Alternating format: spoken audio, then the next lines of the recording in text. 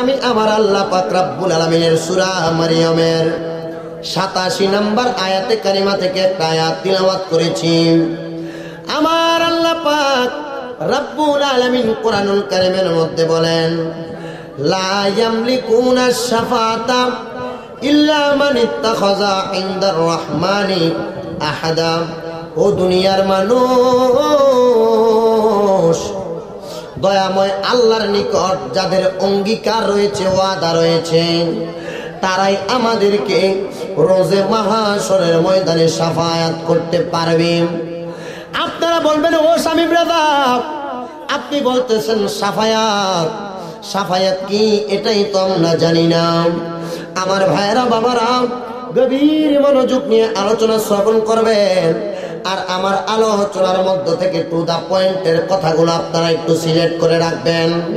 আর এগুলো সিলেক্ট করে রাখলে আপনি যদি আপনার কলবের মধ্যে এবং সামাজিক জীবনে বাস্তবায়ন করতে পারেন, আমার একটা বিশ্বাস, আল্লাহর কোরআন এবং রাসূলের হাদিসের পক্ষে যারা যারা কথা বলে এবং আল্লাহর কোরআন এবং রাসূলের হাদিসের পথ এবং মতে যারা চলাফেরা করে, আমার আল্লাহ তাদের মরণের পরে তাদের ঠিকানা দেয় ফাদখালাল জান্নাতা, বান্দা জান্নাতে প্রবেশ করো।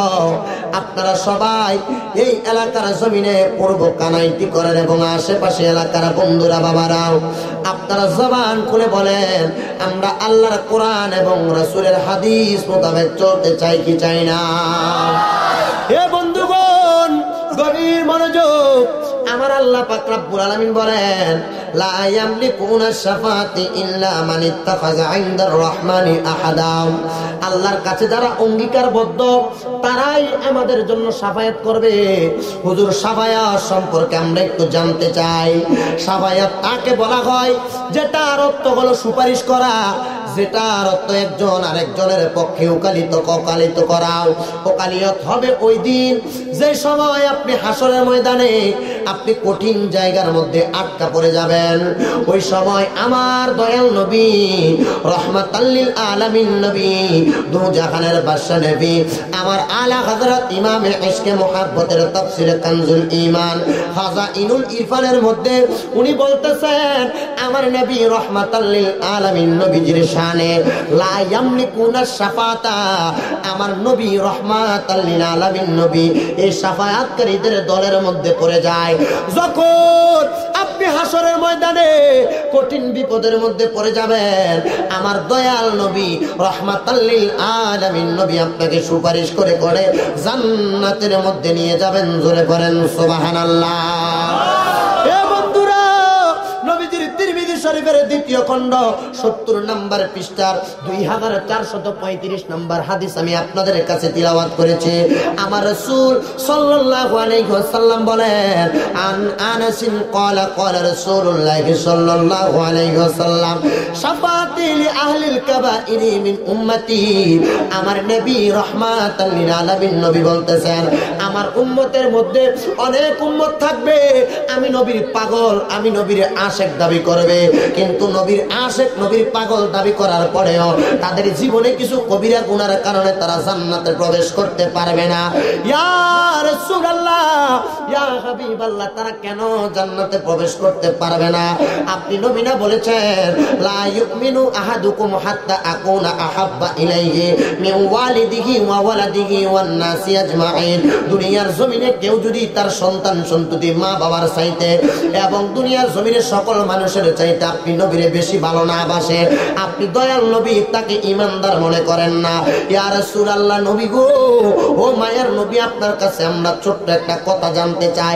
আপনার উম্মতেরা দুনিয়ার সমাজের মধ্যে থাকা অবস্থায় আপনি নবীর ভালোবাসা বেশি বেশি রাখছে।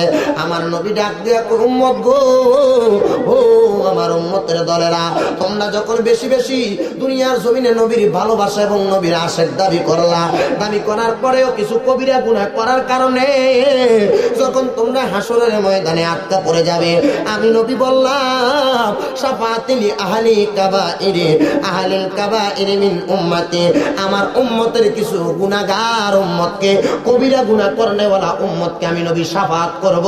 জবান খুলে উচ্চ কণ্ঠে জোরে বলেন সুবহানাল্লাহ।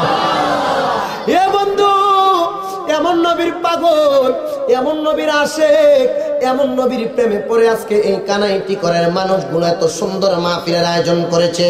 লক্ষ্য করে দেখবেন, এমন সময় মৌলভীবাজারের হসপিটালের মধ্যে অনেক মানুষ হসপিটালে ভর্তি আছে না নাই? সিলেট ওসমানী হসপিটালে আছে না নাই? আপনারা বলবেন হুজুর আল্লাহর দরবারে লাখো কোটি শুকরিয়া, আল্লাহ আমাদেরকে দয়া করেছেন। এ বন্ধুগণ, মৌলভীবাজারের হসপিটালে যে ভর্তি আছে এই ব্যক্তি জানে সুস্থতা আল্লাহ পাকের কত বড় নিয়ামত। সুস্থতা আল্লাহ পাকের কত বড় নিয়ামত। এখন আপনি সুস্থ থাকলে আপনি আল্লাহর নিয়ামত সম্পর্কে ধারণা নিতে পারবেন, ঠিক কিনা বলেন? ও বন্ধুগো, নবীর পাগলের দোল, আমার দয়াল নবী রহমাতাল লিল আলামিন নবী ডাক দিয়ে বলে, তুমি সুস্থ থাকো আর অসুস্থ থাকো এটা তোমার ব্যাপার, কিন্তু তুমি সুস্থ এবং অসুস্থ অবস্থায় আমার আল্লাহ তোমাকে সুস্থতা এবং অসুস্থতার কোনো যাচাই করবে না, কোনো বাহানা চোয়ানা যাচাই করবে না। আমার আল্লাহ যাচাই করবে আল্লাহর বান্দাটা কি নেক আমল করেছে না বদ আমল করেছে। আপনারা বলবেন হুজুর আমি সুস্থ ছিলাম কিন্তু নামাজ তো আদায় করতে পারি নাই, আমি সুস্থ ছিলাম আমি তো আল্লাহর ইবাদতের মধ্যে মশগুল থাকতে পারি নাই, এখন আমার দশা কি? আমি কি আমার নবীর শাফাতে মুস্তাফা পাবো না? হ্যাঁ হ্যাঁ, ও আমার কানাইটি করার মানুষ, আজকে এই এলাকার পৃথিবী পাশার মানুষ, অবশ্যই আপনি নবী মুস্তাফার দিদার পাবেন এবং নবী মুস্তাফা সাল্লাল্লাহু আলাইহি ওয়াসাল্লামের শাফাত আপনি মরণের পরে পাবেন। আপনারা বলবেন হুজুর গুনাহ করার পরে কিভাবে নবীর শাফাত পাবো, আর নবী কিভাবে আমাদেরকে জান্নাতে নিয়ে যাবেন আমরা তো এটা জানি না। আমার নবী রহমাতাল লিল আলামিন নবী বলেন, আমার কোন উম্মত যদি দুনিয়ার জমিনে অনেক গুনাহ করেছে, কবিরা সগীরা গুনাহ করার পরেও আমার উম্মত মসজিদের মধ্যে প্রবেশ করলো অথবা রাত্র নির্জনে আমার উম্মতরা ওযু বানায় ঠান্ডা পানির মধ্যে তার ঘরের একটা কন্যারে মাথার মধ্যে টুপিটা লাগায় নবীর সুন্নতের অনুসরণ করে, যখন আমার উম্মত আমি নবীর কাছে চোখের পানি পালায়া কানবো গো, আমি দয়াল নবী আল্লাহর কাছে সিজদার মধ্যে পড়ে যাব। ইয়া রাসূলুল্লাহ, আপনি সিজদার মধ্যে পড়ে পড়ে কি করবেন আপনি নবী আমাদেরকে বলেন না। আমার দয়াল নবী রহমাতাল লিল আলামিন নবী যখন সিজদার মধ্যে পড়ে যাবেন, আমার নবী সিজদাতে পড়লে আমার নবীকে ডাক দিয়ে আমার আল্লাহ পাক রব্বুল আলামিন ডাক দিয়ে বলবে, ইয়া রাসূলুল্লাহ নবী গো, আপনি দয়াল নবী কেন এখনো সিজদার মধ্যে পড়ে আছেন? আমার নবী সিজদায় পড়ে শুধু উম্মতি উম্মতি বলে কানবেন। ওই সময় নবীকে আল্লাহ ডাক দিবে, ফাকুলু, ও নবী গো আপনাকে ডাক দিলাম, লিয়া মুহাম্মাদুর ফাআ রাসাকা, আমার নবীকে বলবে ইয়া রাসূলুল্লাহ আপনি আপনার মাথা মোবারক উঠিয়ে ফেলেন। কি ফেলেন? নবী সিজদায় পড়বে, বলবে ইয়া রাসূলুল্লাহ আপনি আপনার মাথা মোবারক উঠান। আমার নবী ওই সময় নবীকে বলা হবে ওয়াকুল ইয়াসমা লাকা ওয়াসাল তুতাহু, ইয়া রাসূলুল্লাহ আপনার সকল কথা শোনা হবে এবং আপনার সকল কিছু গ্রান্টেড করে দেওয়া হবে। আপনি নবী তাড়াতাড়ি মাথা উঠান। আমার নবী মাথা উঠাবে না, ওই সময় নবী বলবে ওয়াসফা তুশফা, আমার অনেক উম্মত আছে, ওই উম্মতকে আপনি শাফাত করেন, আমার উম্মতকে জান্নাতে দেন। যদি বলা হয় ইয়া রাসূলুল্লাহ জান্নাতি করে দেওয়া হয়েছে, তবুও আমার নবী কি বলবে? ফাকুলু ইয়া রাব্বি উম্মতি, ইয়া রাব্বি উম্মতি উম্মতি। আমার নবী সিজদার মধ্যে পড়ে পড়ে বলবে ইয়া উম্মতি, ও নবীর পাগল, ও মৌলভী বাজারের পাগল আশিকের রাসূল ভাইরা, যেই নবী উম্মতি উম্মতি বলে কানবে, যেই নবী উম্মতি উম্মতি বলে কাঁদবে, আজকে ওই নবীর জন্য মাহফিল সাজাইলা, আজকে ওই নবীর পাগল হয়ে তোমরা মাহফিলে বসলা। আল্লাহর কসম, ওই নবীকে দেখার জন্য কত পাগলেরা, কত আশিকের দল মনটাকে নরম করে দিয়ে মাহফিলে বসে যায়। কিন্তু একবারও মদিনার নবীর রওজা মুবারকে যাওয়া নসিব হয় না। ওই মক্কা মদিনা এত সুন্দর, ওই মদিনা শরীফ দেখতে এত সুন্দর, যেই ভাইটা হজ করেছে সে জানে আল্লাহর কাবা ঘর তাওয়াফ করতে কত ভালো লাগে। যেই ভাইটা মদিনা শরীফ জিয়ারত করেছে ওই ভাইটা জানে মদিনা শরীফ জিয়ারত করতে কত মজা লাগে।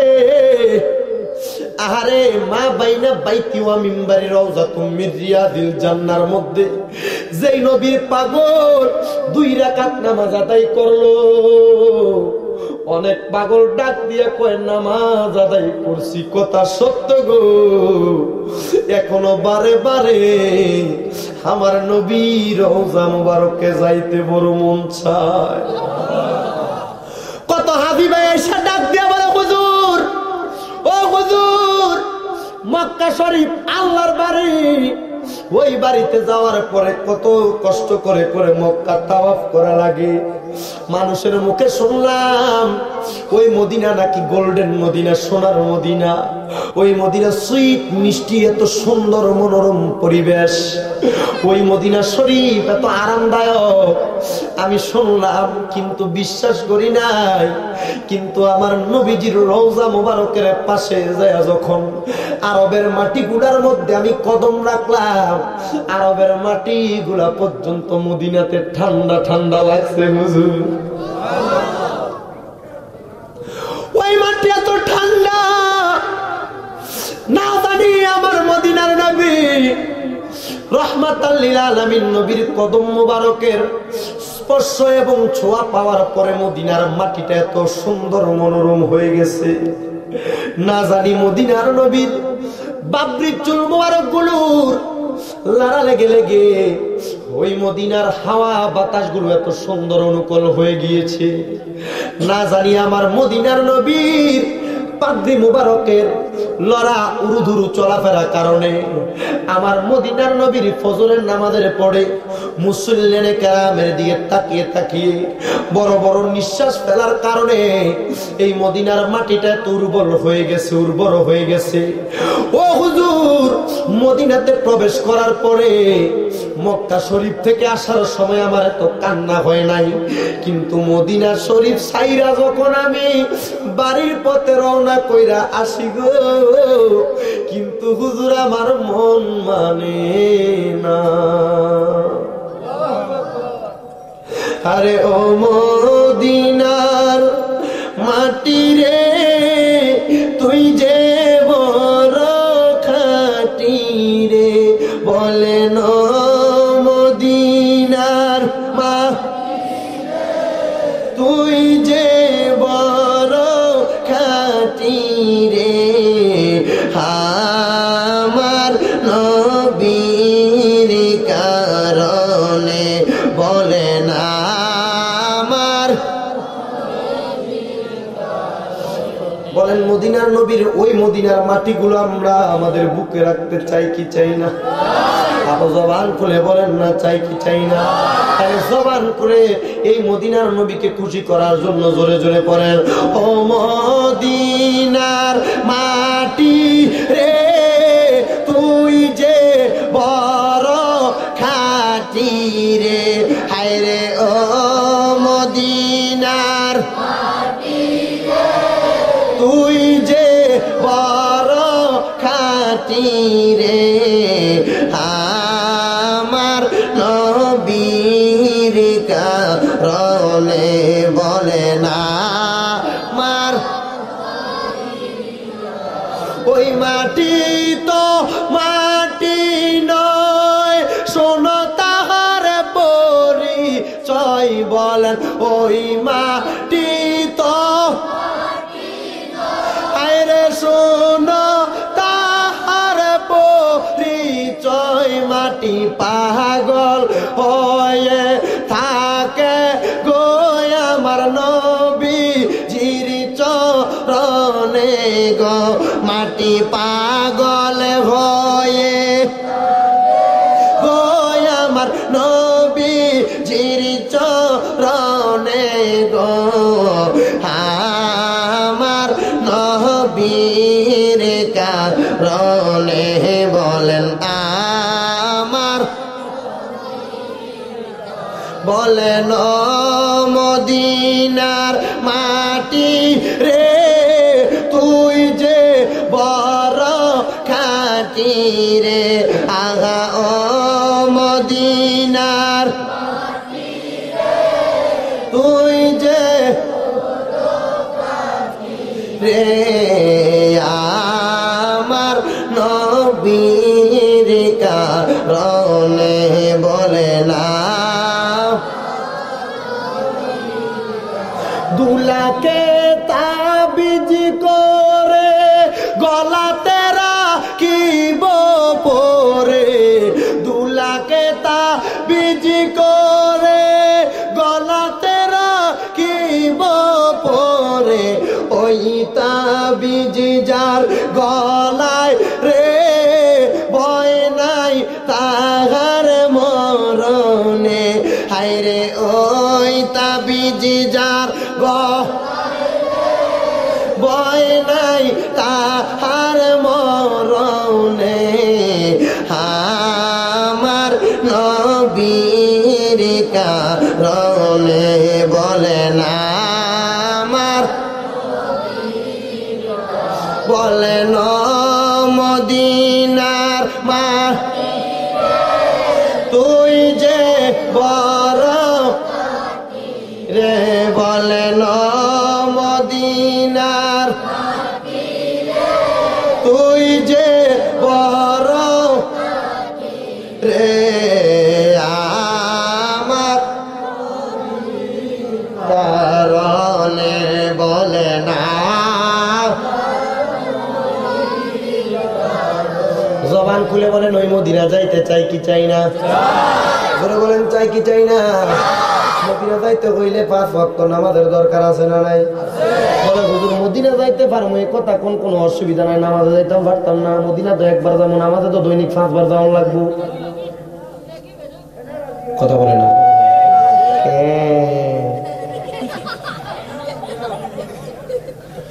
মদিনা যাওয়া লাগবে একবার কিন্তু মসজিদে দৈনিক যাওয়া লাগে 5 বার ভাল লাগে না এই ফলা নাক ফাটাইলেন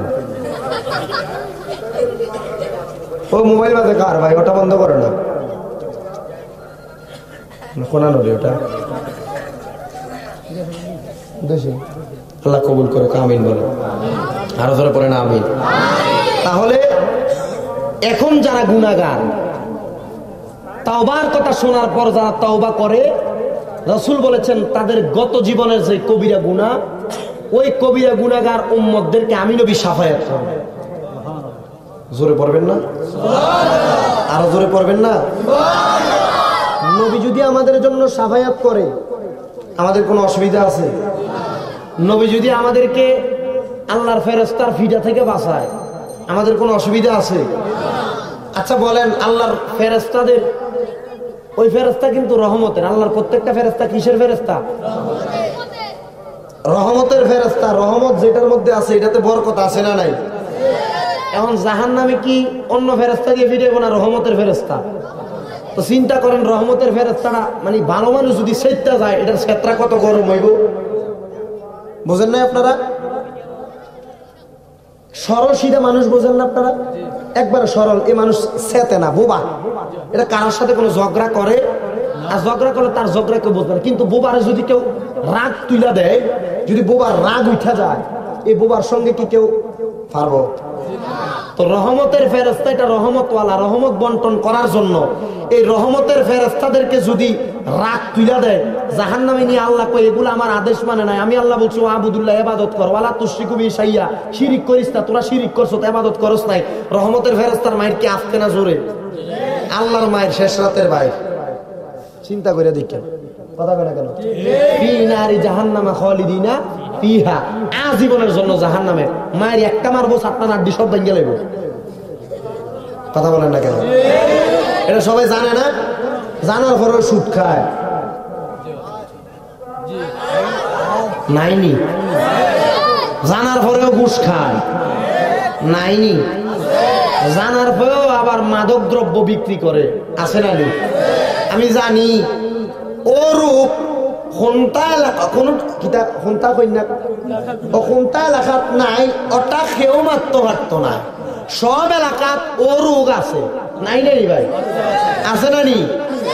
ও রোগের রোগী আপনারা যদি আজকের মাইকর আওয়াজ আপনারা কানে যায়, ভাই আল্লাহর দোয়াই লাগে, তোরা আল্লাহর দোয়াই লাগে। যদি কবরে আল্লাহর মাই না খাইতে যাস, কবরে বাসর বাড়ি আর মুগুর বলত না খাইতে যাস, এখনো সময় আছে, তোরা তাড়াতাড়ি গীতা ভাই ভুল হয়নি কোনো মাই। যদি ও মাই না খাইতে চাও সুদ ছাড়ো, ঠিক আছে? ভাই গীতা মার দেখাও খাওয়াইনি কোনো, লাইনও আসেনি।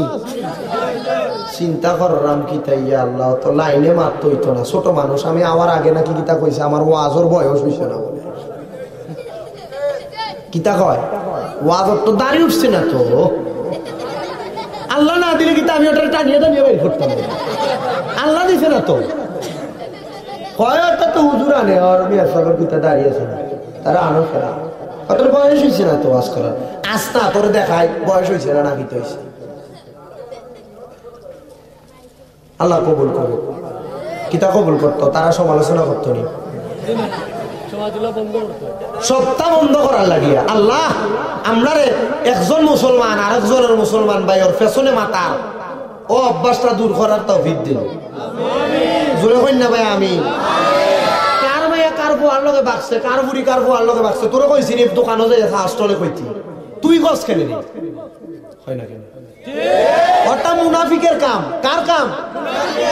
কার করে ঝগড়া লাগছে, ওটা তুই গছ খেলে হাস্টলে, তোরা কইছি নি তুই ওটা গছ খেলে, ওটাও মুনাফিকের কাম, ঠিক না?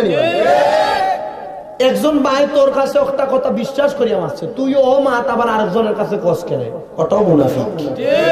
কিতা ভাই? আল্লাহর কোরআনে কইছে কথা একটা, তুই আর মানুষকে উপাধি দেয় খোঁজ আর একটা, তখন কইন ও মানুষটা কি বালা না মুনাফিক? আরে কাফির ওটা, হই না কেন? গায়ে লাগেনি, লাগতো না তো। আরে এর আসমানের নিচে জমিনের উপরে যা আছে শুধু তাই নয়, আল্লাহর 18,000 মাখলুকাত, 80,000 আলমের যত কিছু সৃষ্টি আছে, এই সৃষ্টির প্রত্যেকটা বস্তু জিকির করে কার? প্রত্যেকটা পানি জিকির করে কার? তো তোর যদি সময় থাকে তুই মানুষের গীবত না করিয়া, সমালোচনা না করে তুই আল্লাহর জিকির করস না। যে গুনাহ করছো তো গুনার কারণে তো কবরে মাইরের শেষ নেই।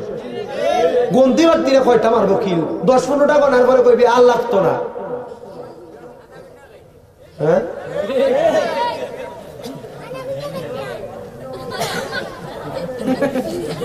আল্লাহ রে আল্লাহ, গভীর মনোযোগ। তাহলে বোঝা যায় পরের সমালোচনা যারা করবে এবং দুনিয়া জমিনের মধ্যে খারাপ কাজ যারা করবে, তারা কি জান্নাতি না জাহান্নামী? আরো জোরে বলেন, জান্নাতি না জাহান্নামী? নবীজি শ্রদ্ধায় পরে উম্মতি উম্মতি বলে কাটবেন, আর আমরা মুসলমান ওই নবীর পাগল হয়ে এত সুন্দর করে এই এলাকার পূর্ব কানাইটি করার জমিনে বসে বসে আমার নবীর নাম মোবারক স্মরণ করতেছি। আমি আপনাদের সবার কাছে বলবো, বাবা আপনি যখন নবীর সুন্নত আমল করবেন, আমার নবীর পথ মতে চলবেন। আমার নবী মুহাম্মদ মুস্তাফা আহমদ মুস্তাফা সাল্লাল্লাহু আলাইহি ওয়াসাল্লাম বলেছেন, ওই উম্মতকে জান্নাতে যাওয়া থেকে কেউ ঠেকিয়ে রাখতে পারবে না, পারবে না, পারবে না। জোরে বলেন সুবহানাল্লাহ। এ যুবকের দল, নবীর আরেকটা হাদিস, যে হাদিসটা তিরমিজি শরীফের 2য় খণ্ডের 70 নম্বর পৃষ্ঠার 2437 নম্বর হাদিস নামে পরিচিত। আমার নবী রাহমাতাল লিল আলামিন নবী বলেন, ওয়া আদানি রব্বি আইয়ুদখিলাল জান্নাতা মিন উম্মতি 70 আলফা হিসাব আলাইহিম। আমার নবী বলেন, আমার আল্লাহ যখন আমার উম্মতদেরকে জান্নাতে নেওয়ার জন্য বলবে, আমি দয়াল নবীর সঙ্গে 70,000 গুনাহগার উম্মত জান্নাতে যাবে। এ কয় হাজার? জোরে কয় হাজার? এ আল্লাহ, আমরা জানি না 70,000-এর একটা লোক আমি হতে পারবো কিনা। আল্লাহ গো, আমার নবী আমাদের জন্য আর কেমন নিয়ামত দান করেছেন। আমার নবী রাহমাতাল লিল আলামিন নবী বলতেছেন, আমার নবী সুন্দর করে বলেন, দুনিয়ার জমিনে যখন 70,000 জান্নাতে যাবে, জান্নাতে যাওয়ার পরে ওয়ালা আযাবা মা কুল্লি আলফি সাবউনা আলফা ওয়া সালাসা হাসায়াতি মিন হাসায়াতি রাব্বি। আমার আল্লাহ পাক রব্বুল আলামিনের পেয়ারা বন্ধু বলেছেন, আরে শুধু 70,000 নয়, আবার ওই 70,000-কে 1000 করে 70 ভাগ করলে প্রতি 1000-এর সঙ্গে আরো 30,000 উম্মত জান্নাতি হয়ে যাবে। নবীর পাগল, নবীর আশিকের দল, নবী যদি আমাদেরকে প্রতি 70,000-এর সঙ্গে প্রতি 1000-এর সঙ্গে আরো 30,000 করে দেয়, আপনারা বলেন বাবারা, আমার নবীর কম উম্মত তো জান্নাতে যাবে না, অনেক উম্মত জান্নাতে যাবে। ও মায়ার নবী গো, আপনারা সকল উম্মত জান্নাতে যাইলে আপনি নবী কি করবেন? আমার নবীর আরেকটা হাদিস, এটা তিরমিজি শরীফের 2য় খণ্ডের 70 নম্বর পৃষ্ঠা 2441 নম্বর হাদিসের মধ্যে আমার নবী বলতেছেন কি শুনেন। আমার নবী বলেন, আতানি আতিন মিন ইনদি রাব্বি ফাখায়্যারানি বাইনা আইয়াদখুলা নিসফু উম্মতি। জবান খুলে জোরে বলেন সুবহানাল্লাহ। আমার কাছে এমন কিছু ফেরেশতা নিয়োগ করবে, ওই ফেরেশতারা আমাকে এসে বলবে, ইয়া রাসূলুল্লাহ ফাখায়্যারানি বাইনা আইয়াদখুলান নিসফু উম্মাতিল জান্নাতা। ও মায়ার নবী গো, আপনি আপনার উম্মত যারা জান্নাতে যায় নাই, জাহান্নামীদের মধ্য থেকে আপনি আপনার কিছু উম্মতকে জান্নাতে করতে পারবেন। আমার নবী বলেন, আমাকে আরেকটা পয়েন্ট দিয়েছেন, আরেকটা উম্মত হইল আল বাইনা শাফাআতি, আমাকে বলেছেন শাফায়াত করার জন্য। আমি নবী বললাম ফাখতারতুল শাফাআতা, আমি নবী শাফায়াত নামক স্থানটাকে নির্ধারণ করে নিলাম। 3টা স্থান আপনাকে দিল, একটা স্থান আপনার উম্মতের অর্ধেক উম্মতের গুনাহ মাফ করে দিতে পারবেন আপনি নবী, আরেকটা হইল আপনি দয়াল নবী রাহমাতাল লিল আলামিন নবী, অর্ধেক উম্মতদেরকে জান্নাতি করে নিতে পারবেন। এই 2টা স্তরের পরে 3 নাম্বার স্তর নবী গো, আপনি আপনার উম্মতদেরকে নাজাতের ফয়সালা মানে শাফায়ের সুপারিশ করে জান্নাতে নিয়ে যাবেন। আমার নবী বলেন, আমি দয়াল নবী সর্বপ্রথম শাফায়েতের রাস্তাটা বেছে নিলাম। আল্লাহর রহমতের ফেরেশতারা আমার আল্লাহর কাছে জিজ্ঞাসা করেন, আল্লাহ গো, আপনার নবী মুস্তাফা রাহমাতাল লিল আলামিন নবী তো শাফায়াতের রাস্তা বেছে নিয়েছেন, আপনি আপনার নবীকে কেমন রাস্তা প্রদান করবেন? আল্লাহ আমার নবীর একটা ডাক দিয়া কয়, নবী গো, ও মায়ার নবী দয়াল নবীজি, আপনি নবী বলেন না আপনি কেন শাফায়াতের রাস্তা বেছে নিয়েছেন? আমার নবী রাহমাতাল লিল আলামিন নবী বলেন, আমি শাফায়াতের রাস্তা বেছে নেওয়ার কারণ হইল আমি নবীর উম্মতেরা সাংসারিক জীবনের ব্যস্ততার কারণে আমার উম্মত নামাজ ছেড়ে দিবে। কি ছাড়বে? আমার উম্মত গুনার কাজে পড়ে যাবে। অনিচ্ছাকৃত সত্ত্বেও আমার উম্মত কিছু গুনার ভাগীদার হবে। আমি আমার ওই উম্মতদেরকে কি করব? আর আমি নবীর যে উম্মত গুলা জান্নাতে যাইব গো, আর যেগুলা জাহান্নামে যাইব, জান্নাতীদের আশা তো আমি নবী করি না, যেগুলা জান্নাতে যাইব আমি দয়াল নবী রাহমাতাল লিল আলামিন নবী জাহান্নামীদেরকে টাইনা টাইনা সুপারিশ করার জন্য আমি দয়াল নবী ওই জায়গার মধ্যে দাঁড়ায়া বলবো, ইয়া রাব্বি হাবলি উম্মতি উম্মতি উম্মতি বলে জান্নাতের মধ্যে নিয়ে যাব। তাহলে আমরা ইবাদত করব কার? জোরে আল্লাহর ইবাদত করার পরে অনিচ্ছাকৃত শর্তে যদি কিছু গুনাহ হয়, আমাদের গুনাহ মাফ করে দিবে কি? আরো জোরে কি? আল্লাহ যদি জীবনের গুনাহগুলো মাফ করে দেয়, বান্দার কোনো অসুবিধা? জোরে বলেন অসুবিধা।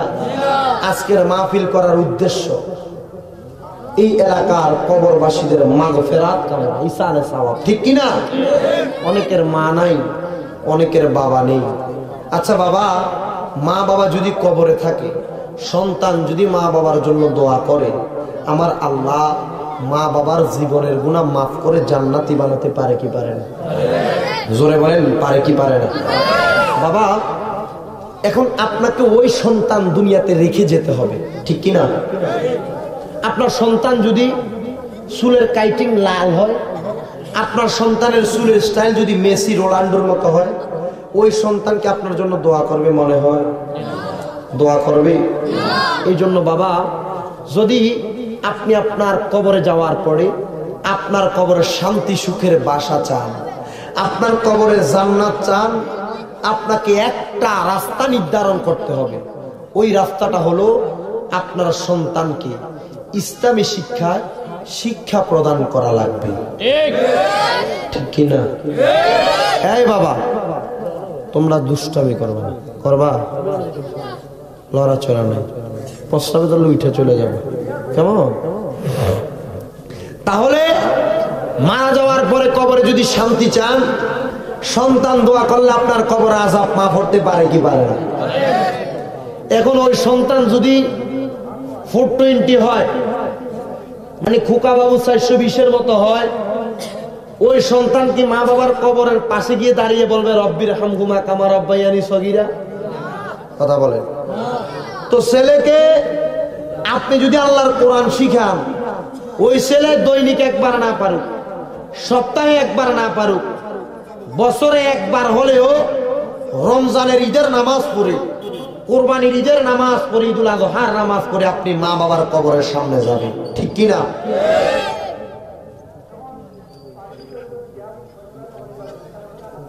কি বলেন?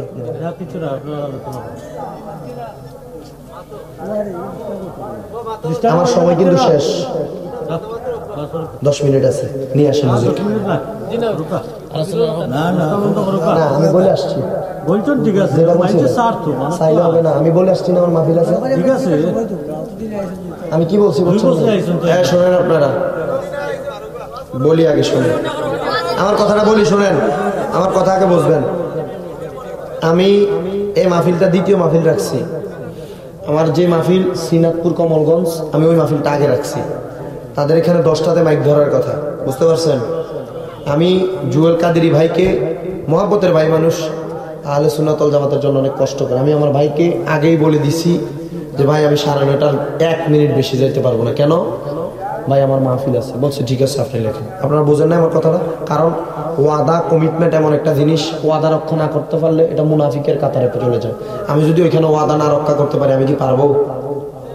এই জন্য যেটা ওয়াদা, আবার আসলে আবার শোনাই দিয়ে যাবো। বুঝেন নাই কথা? তবে আজকের আলোচনা থেকে আপনাদের কয়েকটা শিক্ষা আছে।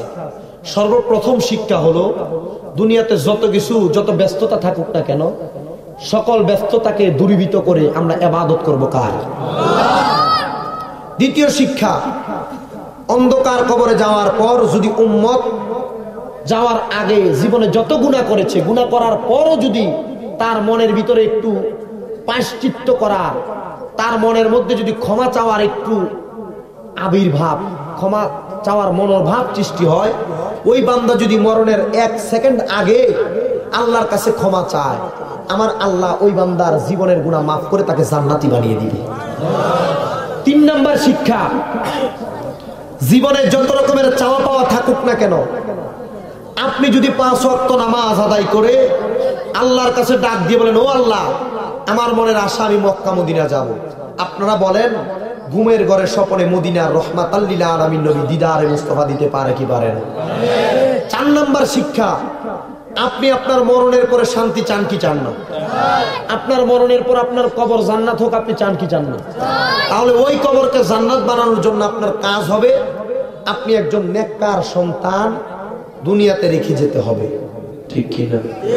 ঠিক কিনা? ছেলে গলাতে চেইন, হাতে ব্রেসলাইট, মাথার চুলের স্টাইল, চুলকে রং করলো, কালারিং করলো, বিভিন্ন রকমের স্টাইল করে ছেলে চলাফেরা করলো। আপনি বলেন ওই ছেলে কি তার মা বাবার জন্য দোয়া করলে দোয়া কি কবুল হবে নাকি? ছেলে নামাজ পড়ে না, বাবার জন্য মায়ের জন্য হাত বাড়িয়ে দোয়া করে, এই ছেলে থেকে কি দোয়া আশা করা যায়?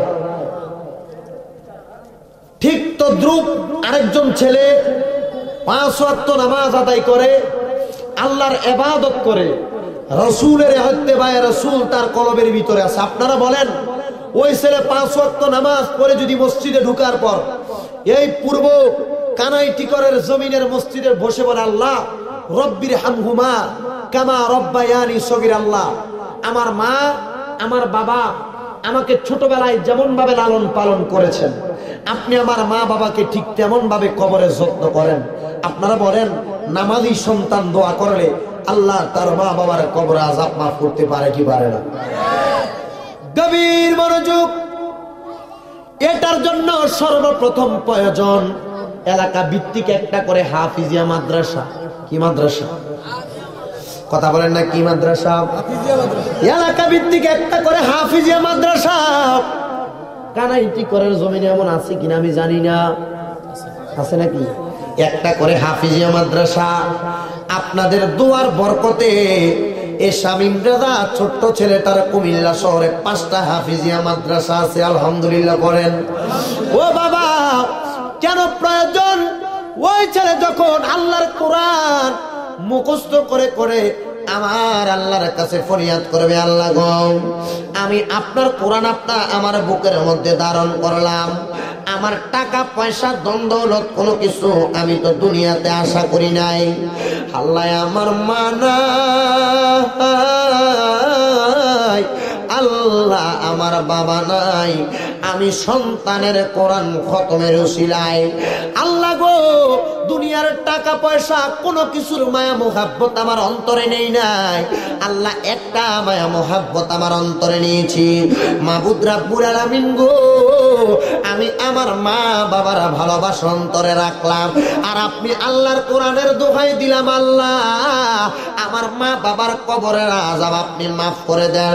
আমার নবী মুস্তাফা রহমতের নবী দু জাহানের বাদশা নবী বলে ডাক দিয়ে বলতেছেন, উম্মত আমার শুনে নাও, ও উম্মত শুনে নাও, আমি নবীর যারা উম্মত দাবি করবে দুনিয়ার জমিনের মধ্যে তার মা যদি না থাকে, বাবা যদি না থাকে, তার মা বাবার জন্য দোয়া করার লাগা ওই উম্মত যদি তার 2টা চোখ দিয়া একটা একটা মাছির মাথা ছোট না বড়, মাছি ছিলেন না, মাছির মাথা ছোট না বড়, ওই মাছির মাথা পরিমাণ পানি আমার কোন উম্মত যদি ছাইরা দেয়, আমি দয়াল নবী ঘোষণা করলাম ওই উম্মতের চোখের পানিটা মাটিতে পড়ার আগে আমার আল্লাহ ওই উম্মতের মা বাবার কবরের আযাব মাফ করে দেয়। জোরে বলেন না সুবহানাল্লাহ। এ মৌলভী বাজারের বন্ধুরা গো, এ কুলাউড়ার প্রীতিম পাশা পূর্ব কানাইটিকরের বাবারা বন্ধুরা, আজকে মাহফিল শেষ করে অনেক যুবকের দল বাড়িতে যাবে, আজকের মাহফিল শেষ করে অনেক মুরব্বী বাবারা বাড়িতে যাবে, বাড়িতে যায় কলিজার টুকটা স্ত্রীর চেহারা দেখবে, তার দুনিয়ার জমিনে আদরের সন্তানকে দেখবে, কিন্তু যে সন্তানের মায়ের নতুন কাপড়টারে যায় দেখবে আলনার মধ্যে জুত আছে, তার উপরে মায়ের নতুন জামা ঝুলে, মা যে প্লেটটাতে করে ভাত খাইতো ওই প্লেটটা দেখা যায়, কিন্তু সন্তান তার মায়ের চেহারা দেখবে না। ওরে মা যার বেঁচে নাই তার মতো দুঃখী নাই, খালা ফুফু মায়ের মতো না মাগো, জান্নাতের ছাবি আমার মা, বলেন না জান্নাতের ছাবি আমার মা মাগো।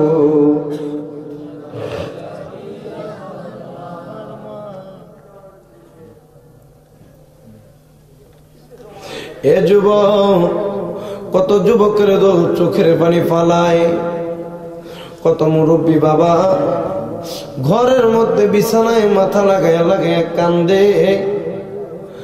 আমার মা নাই, আমার বাবা নাই বলে বলে কান্দে।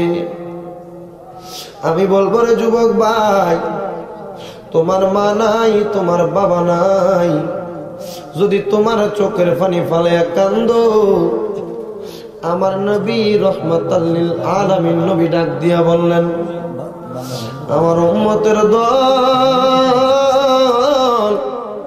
যদি দুনিয়ার জমিনের মধ্যে তোর মা না থাকে, বাবা না থাকে, তোর চোখের পানি আমার আল্লাহর কাছে বড় মায়াবী।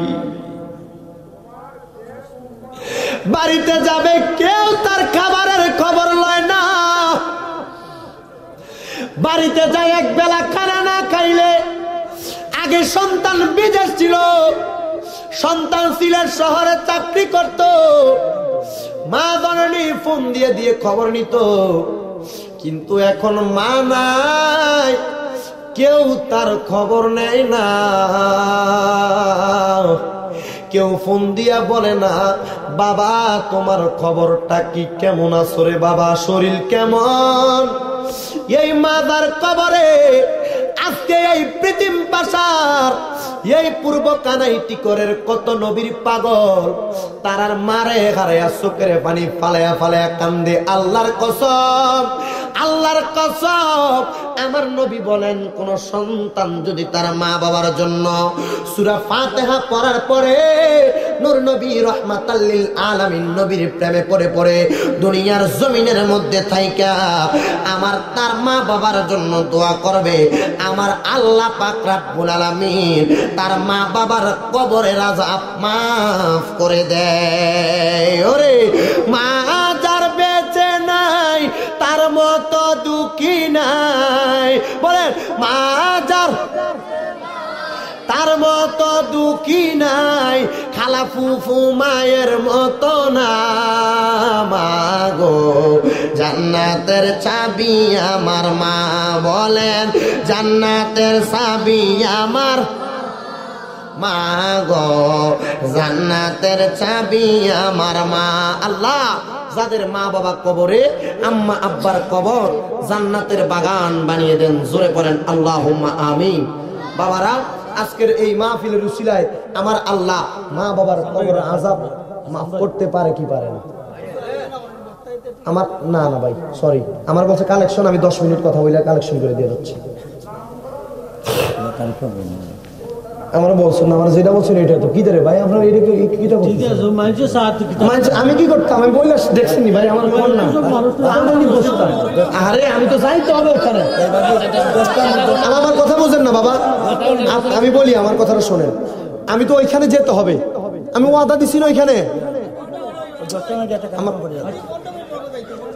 কোথায় বললাম?